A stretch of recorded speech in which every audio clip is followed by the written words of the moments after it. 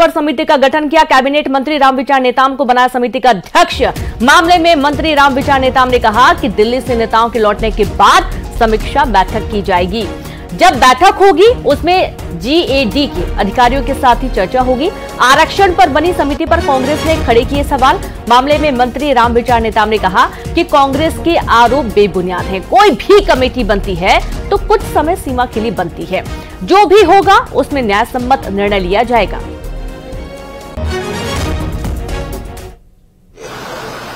तमाम सारे जीएडी के अधिकारी हैं, ट्राइबल डिपार्ट के हैं, उनके साथ बैठ करके इस समिति का कार्यक्षेत्र कहाँ तक है इस बारे में बात किया जाए।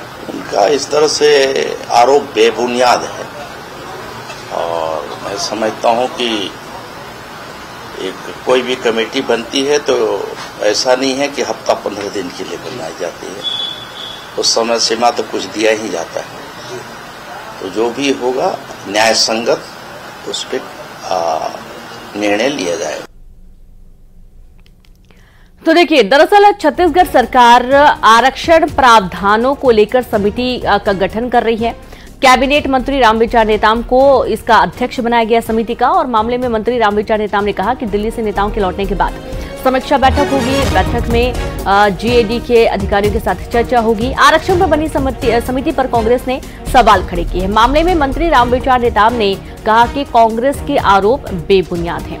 कोई भी कमेटी बनती है तो कुछ समय सीमा के लिए बनती है, जो भी होगा उसमें न्याय सम्मत निर्णय लिया जाएगा।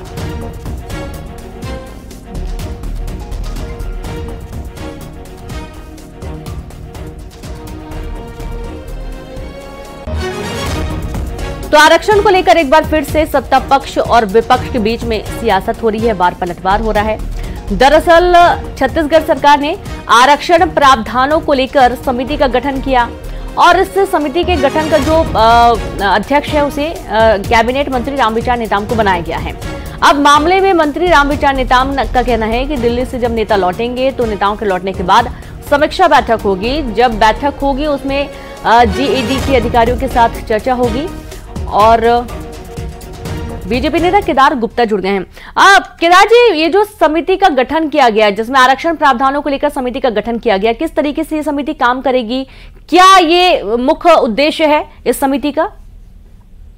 देखिए, निश्चित रूप से भारतीय जनता पार्टी की सरकार और भारतीय जनता पार्टी का संगठन आरक्षण के पक्ष में है और आरक्षण का लाभ सुनियोजित रूप से जो आरक्षण पाने के हकदार हैं उन्हें मिलना चाहिए, इस पर कार्य करेगी। और मैं फिर से दृढ़ता पूर्वक कहता हूं कि कांग्रेस पार्टी ने भूपेश बघेल जी के शासनकाल में आरक्षण से छेड़छाड़ का प्रयास किया था, जिससे सालों तक आरक्षण का लाभ जो लोग लाभान्वित होने थे उन्हें नहीं मिला। भारतीय जनता पार्टी जो भी वर्ग इससे लाभान्वित होता है संविधान के अनुरूप उन्हें आरक्षण का लाभ मिले, इस पर काम करेगी। जी, अब कांग्रेस इसमें आपत्ति दर्ज करवा रही है। क्या आपत्ति दर्ज करवा रही है सर इसमें? देखिए, कांग्रेस का काम है आपत्ति करना। भारतीय जनता पार्टी सबका साथ, सबका विकास, सबका प्रयास, सबका विश्वास के आधार पर काम करती है और संविधान में जो उल्लेख बाबा साहब अम्बेडकर ने किया है उसके अनुरूप आरक्षण का लाभ डॉक्टर रमन सिंह जी की सरकार में भी लगातार सबको बराबर से मिलता रहा। परंतु भूपेश बघेल जी जब आए तो उन्होंने राजनीतिक विद्वेषता के कारण आरक्षण में छेड़छाड़ की और जो आदिवासी वर्ग, ओबीसी वर्ग, अन्य पिछड़ा वर्ग जो आरक्षण का लाभ लेना चाह रहा था, जिनको मिलना चाहिए था, उन्हें सालों वो आरक्षण का लाभ नहीं मिला और उसे न्यायालयीन भेंट चढ़ा दी माननीय भूपेश बघेल की कांग्रेस सरकार ने। सुरेंद्र वर्मा जी जुड़ गए कांग्रेस से। सुरेंद्र जी, अगर आरक्षण प्रावधानों को लेकर समिति बनाई गई है, केदार गुप्ता जी का ये कहना है कि भाई जो अभी तक नहीं मिल पाया है जिनको लाभ आरक्षण का, जिनमें ओबीसी वर्ग, आदिवासी वर्ग और अन्य वर्ग भी आते हैं, उनके लिए ये समिति बनाई गई है। क्या विरोध है, किस बात का विरोध है इसमें?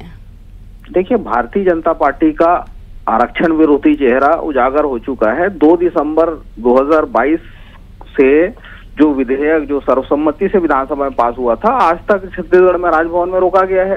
ये बताएं, जब वो सहमत विधानसभा में थे तो फिर राजभवन में किसके इशारे पर और क्यों रोका गया है? क्यों ये नहीं चाहते कि बहुसंख्यक आबादी छत्तीसगढ़ की है, 50% से ज्यादा आबादी है, उनको 14% मिल रहा है, 14% से 27% मिलना चाहिए कि नहीं मिलना चाहिए? और जब ये विधानसभा में सहमति दिखाने का ढोंग किए तो जी। फिर उसके बाद में ये क्यों मुकर गए? और आदिवासी वर्ग के लिए उसमें आरक्षण की व्यवस्था है, उसमें सामान्य वर्ग के भी ईओडब्ल्यू के लोग हैं, उनके लिए आरक्षण की व्यवस्था है। तो वो प्रावधान तो यहाँ पर पास हुआ पड़ा है राजभवन में, तो इनका जो असली चेहरा ये चाहते ही नहीं। ये आदिवासी वर्ग के, अनुसूचित जाति जनजाति और सामान्य वर्ग के भी जो गरीब लोग हैं उनको शिक्षा और रोजगार में लाभ मिलता 1.5 साल से क्यों लंबित है, ये बताएं। अच्छा, यानी कि जो सामान्य वर्ग में भी जो गरीब हैं, जिनको वाकई में आरक्षण की जरूरत है, उनके लिए आप बात कर रहे हैं? वो सबके लिए बात कर रहे हैं हम, उनको भी मिलना चाहिए।